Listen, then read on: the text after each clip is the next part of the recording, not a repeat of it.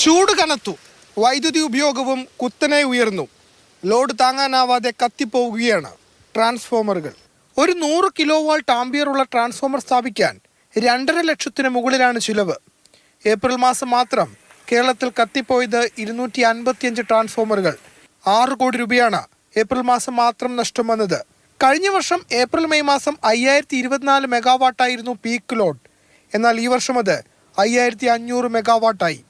11 kV ലൈനിൽ ആവശ്യമായ വൈദ്യുതി ലഭ്യത കുറഞ്ഞപ്പോൾ വോൾട്ടേജും കുറഞ്ഞു. കത്തുന്നതിന് പകരമായി ട്രാൻസ്ഫോമർ നൽകാനും KSEBക്ക് കഴിയുന്നില്ല.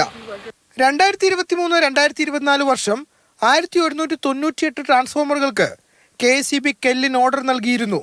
ഓർഡർ കൊടുത്ത ട്രാൻസ്ഫോമറുകൾ കിട്ടാത്തതാണ് പ്രതിസന്ധി രൂക്ഷമാക്കുന്നത്. ഏപ്രിൽ മാസം ഇതാണ് സ്ഥിതിയെങ്കിൽ മെയ് മാസം ചൂട് കൂടാനാണ് സാധ്യത. പകരം സംവിധാനം ഒരുക്കിയില്ലെങ്കിൽ KSEBയുടെ നഷ്ടം ഇനിയും ഉയരും. കണ്ണൂരിൽ നിന്നും ഷാജു ചന്ദ്രപുരയ്ക്കൊപ്പം ഫെലിക്സ്, മാതൃഭൂമി ന്യൂസ്.